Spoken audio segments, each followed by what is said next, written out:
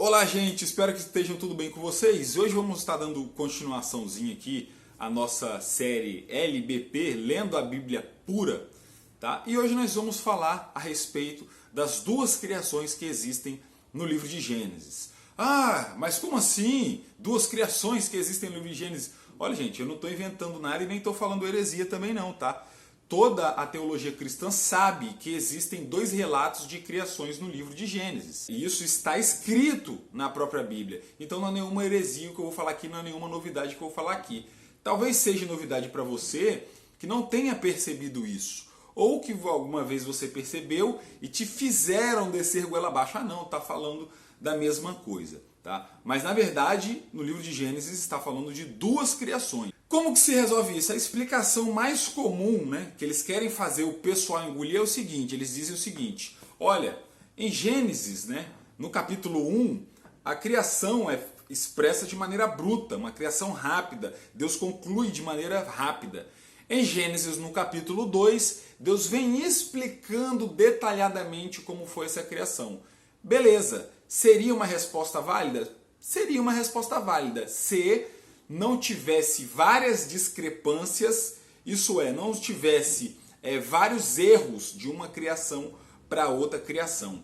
E algo que vai mais além ainda. Você percebe que Gênesis no capítulo 1, quem cria é Elohim. Em Gênesis no capítulo 2, quem cria não é Elohim. Quem cria é o tetagrama, tá? Que são as letras Yud, Re, Vav, Re, que sofreu interpolações, que lá na frente virou Yahué, Yavé, Javé. Então vou tratar aqui o tetagrama como Javé, que vai dar quase a mesma coisa. Aí vai vir um boçal aí, o atirado aí, estudante de teologia. Ah não, Javé tem diferença do tetagrama. Eu sei que tem um animal, eu só estou usando como referência para o leigo entender. Então funciona da seguinte maneira. Gênesis capítulo 1, quem cria? Elohim. Lembra que eu falei no último LBP? Elohim significa deuses. Gênesis no capítulo 2, quem cria? Javé, que é o tetagrama. Acontece da seguinte maneira, a criação vem sendo expressa em Gênesis no capítulo 1, ela vai até o capítulo 2, eu quero que você pegue a sua Bíblia aí para você ver isso. Ela vai até o capítulo 2 no verso 3. No capítulo 2, no verso 3, a criação é finalizada.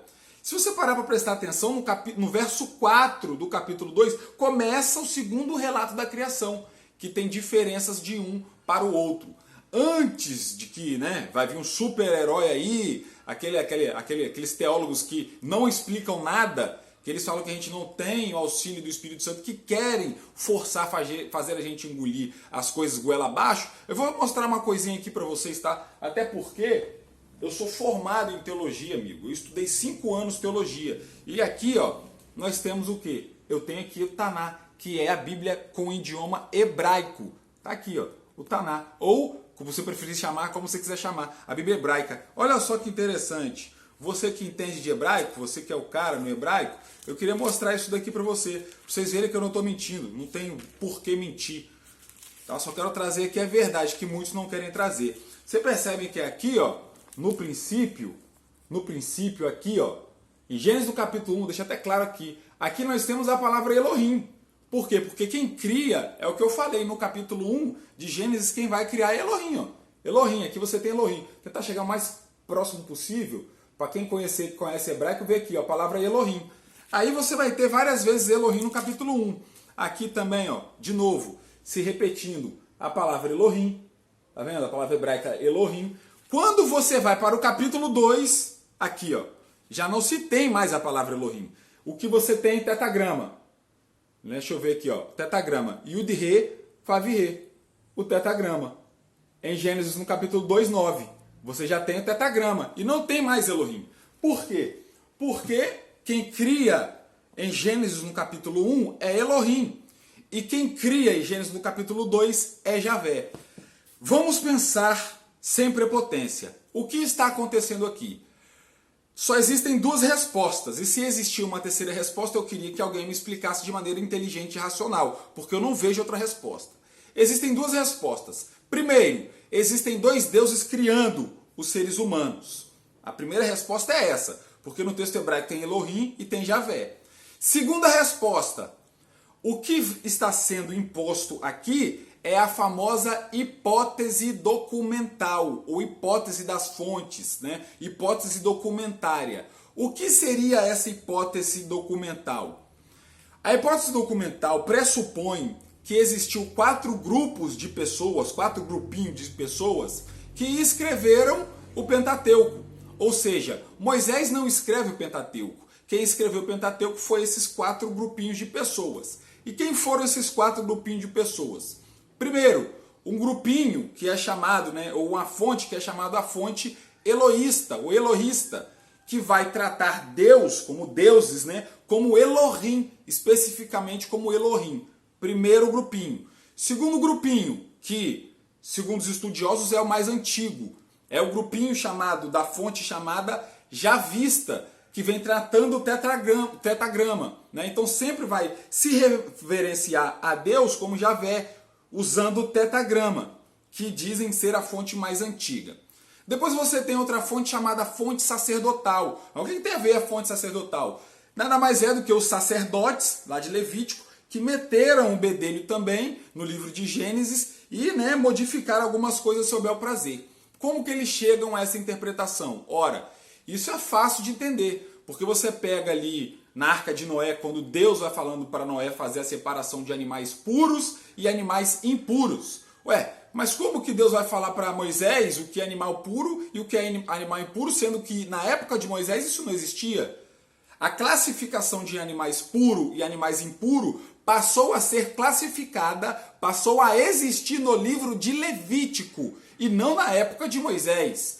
Então, através dessa interpretação se percebe que os sacerdotes, a fonte sacerdotal, também meteram o bedelho ali para modificar o texto ao seu bel prazer. E temos também a última fonte, que seria a fonte deuteronomista, que é da lei, Deuteros, nomia, lei Deutero II, a galera que repassa a lei novamente, a galera ortodoxa, que fez o quê?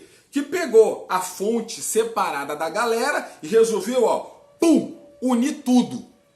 Lembrando, tá, gente, que na época que eles escreveram com a intenção de ser uma leitura religiosa e não de ser uma leitura acadêmica. Eles queriam usar o texto de maneira religiosa e não de forma acadêmica. Eles nem tinham ideia, na época que eles escreveram, eles nem tinham ideia de que estudiosos como eu e como você acharia esses erros nas escrituras. Eles falaram, caraca, lá na frente eles vão descobrir que um nome é Elohim, o outro nome é Javé, vai dar merda.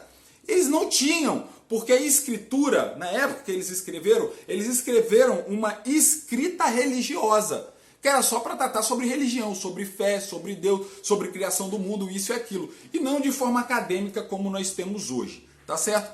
Então nós temos aí 2 opções. Ou foram 2 deuses que criaram os seres humanos, ou a hipótese documental é válida. Porém, a hipótese documental é apenas uma hipótese. Não pode ser taxada como verdade porque não existe nenhum documento escrito a respeito da hipótese documental. Existiu uma hipótese documental que fez isso e aquilo. Não existe, tá? Mas nós vemos que a hipótese documental corre uma grande probabilidade de ser verdade pelos textos, pelo próprio texto. A gente consegue interpretar isso pelo próprio texto. Agora vamos à criação. Eu tinha que fazer essa introdução para você entender. Então vamos à criação propriamente dita. Lembrando, Gênesis capítulo 1, quem cria? Elohim. Gênesis capítulo 2, quem cria é Javé. Então vamos pegar na Bíblia aqui, e eu queria que você entendesse algumas coisas. Abre a sua Bíblia aí, em Gênesis no capítulo 1, que a gente vai começar a ler algumas coisinhas e vamos começar a ver algumas diferenças. A primeira coisa que você tem que entender aqui é o seguinte, tá?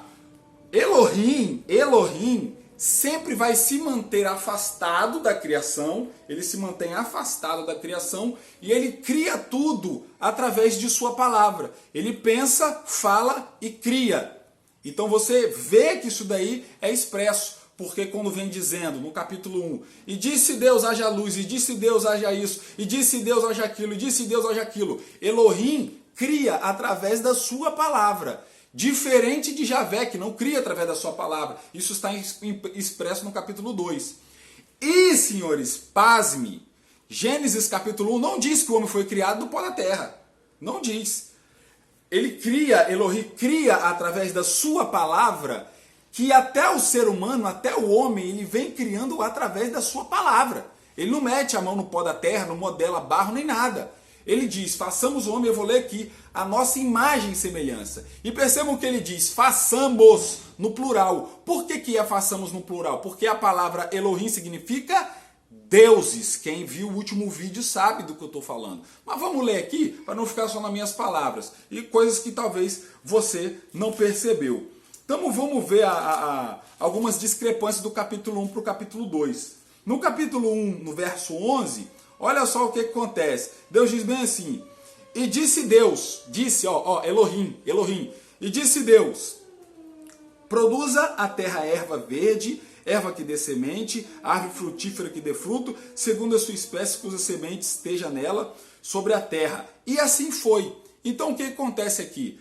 Aqui, no capítulo 1, as ervas, as árvores são criadas. No verso 26, o homem é criado junto com a mulher. Qual é a diferença? A diferença é que no capítulo 2 acontece ao contrário. Vamos olhar no capítulo 2? Olha só. E formou, capítulo 2, no verso 7. E formou Deus o homem do pó da terra e soprou sobre os seus narizes, na sua narina, o fôlego de vida. E o homem foi feito alma vivente. Aí no verso 7, no verso 9, diz bem assim, e o Senhor Deus fez brotar, e não disse, tá vendo? Não disse diferente de Elohim, tá? E o Senhor Deus fez brotar toda a árvore agradável à vista para a comida, e a árvore da vida no meio do jardim. Ora, no capítulo 1, que é Elohim vem criando a erva, vem criando as árvores, depois ele finaliza criando o homem. Diferente de Javé, no capítulo 2. Javé, no capítulo 2, cria o homem no pó da terra para depois criar as árvores. Outra diferença, vou mostrar para vocês. Percebam a criação do homem. Gênesis 1, e eu vou ler tudo para vocês entenderem, até no verso 30. Gênesis 1, 26, diz bem assim, e disse Deus, façamos o homem a nossa imagem conforme a nossa semelhança. Disse, Elohim, disse, criando através do disse, da palavra. E disse Deus, façamos o homem a nossa imagem e semelhança, conforme a nossa imagem, conforme a nossa semelhança. Preste atenção, domine sobre os peixes do mar, sobre as aves do céu, sobre todo o réptil que se move sobre a terra. E criou Deus o homem à sua imagem e semelhança. E Deus o criou macho e fêmea os criou. Ou seja, então através da palavra, teve nada de bonequinho de barro. Elohim, através da sua palavra, cria o homem à sua imagem e semelhança. Esse negócio de criar o homem do barro, quem cria Javé no capítulo 2. No capítulo 1, inclusive, olha aqui, e criou Deus o homem à sua imagem e semelhança. Deus o criou, macho e fêmea os criou. Elohim, no capítulo 1, cria o homem e a mulher de uma vez só. Ele cria de uma única vez o homem e a mulher. Javé que vai fazer o homem, depois vai tirar da costela do homem, para depois fazer a mulher. E isso você nunca reparou. Você nunca parou para pensar nisso. Por quê? Porque a gente eu sempre falo, nós somos sempre condicionados a enxergar a Bíblia através dos óculos do que falam pra gente. E você tem que ler, você tem que chegar às suas próprias interpretações. Mas vamos lá. Verso 27, verso 28.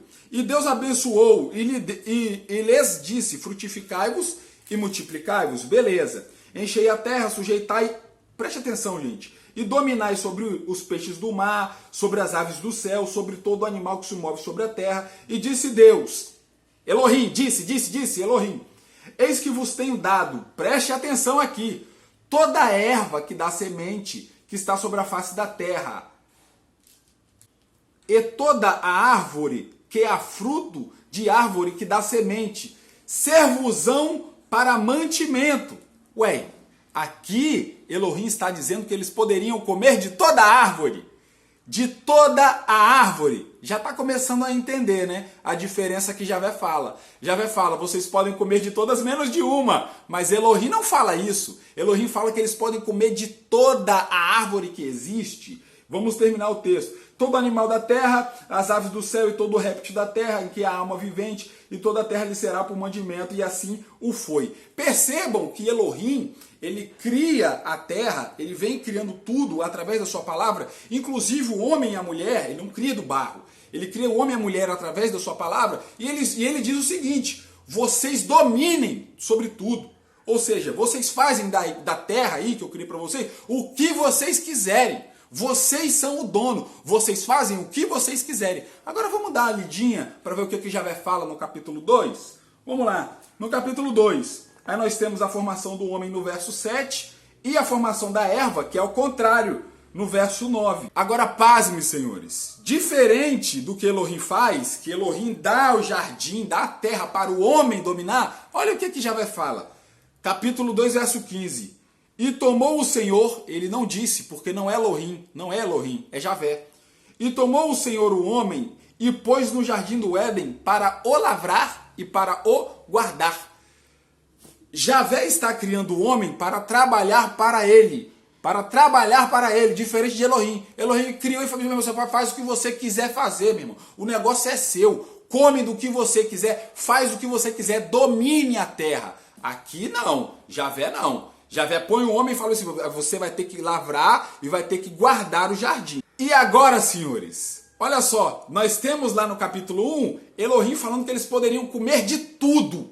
Não fez proibição nenhuma. Podem comer de tudo. Agora olha o que Javé fala. Javé fala o seguinte, capítulo 2, verso 17. Né? Aí no 16 ele fala assim: ordenou Deus ao homem dizendo: de toda árvore do jardim comerei livremente, mas, verso 17, da árvore da ciência do bem e do mal, delas não comereis, porque no dia em que comeres, certamente morrerá. É uma coisa interessante aqui, que todo mundo acha que Adão era imortal. Ele só morreu porque comeu do fruto lá da árvore. Mas, cara, você nunca parou para pensar? Se Deus fala bem assim com Adão, se Adão não sabe o que é morte, se Adão não conhece a morte, não sabe o que é morte, se alguém chega para ele e fala bem assim: ó, você vai morrer se você comer esse fruto aí. Cara, no mínimo, a primeira coisa que Adão ia falar era o seguinte: mas o que é morrer? Afinal de contas, ele não conhecia a morte.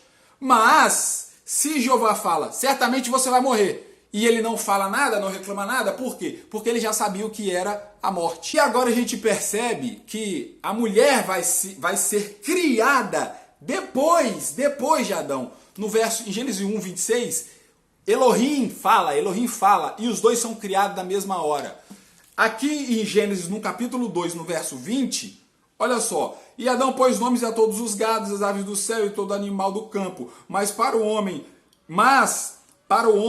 não se achava uma adjutora que estivesse com ele. Então o Senhor Deus fez cair o Adão num sono pesado sobre Adão, e este adormeceu e tomou de uma das suas costelas e encerrou a sua carne em seu lugar. E da costela que o Senhor Deus tomou do homem, formou a mulher e lhe trouxe a Adão. Ou seja, ele trouxe a mulher a Adão. Então vocês percebem aqui que existem várias discrepâncias, muitas discrepâncias, até no próprio texto. Você percebe que Elohim só fala haja e disse, quanto Javé mete a mão na massa para fazer. O homem e a mulher é criado de uma única vez. Elohim disse e eles são criados de uma única vez. Aqui, primeiro, não é criado através da palavra, é criado através de um boneco de barro, onde Javé sopra o espírito e eles têm as ânimas. E é criado o homem, e depois é criada a mulher. E você percebe aí, cara, que tem várias discrepâncias de um para o outro. Já começa pelo próprio texto hebraico. Um quem cria é Elohim, o outro quem cria é Javé. Então tem várias discrepâncias de um texto para o outro.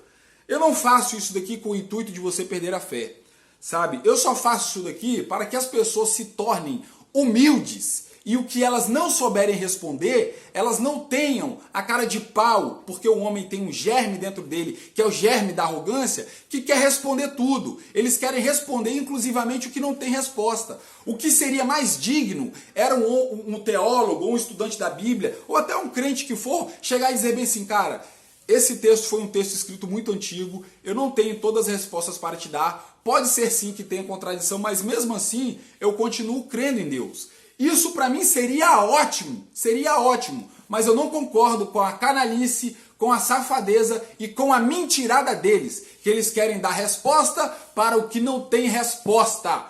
Tem que engolir essa. Ou você pode me dar a resposta aí, deixa aí nos seus comentários uma resposta que não seja engolida à força, uma resposta esclarecida, porque eu iria adorar uma resposta esclarecida. E não estou falando isso de soberba não, eu iria adorar mesmo. O próximo vídeo, se você acha que o bicho pegou, no próximo vídeo nós vamos tratar da serpente no paraíso, que é Gênesis capítulo 3, nós vamos tratar da queda. Lendo a Bíblia pura, você vai se assustar. Se você acha que o bicho pegou, o próximo vídeo é que o bicho vai pegar. Espero vocês, até a próxima e tchau, tchau.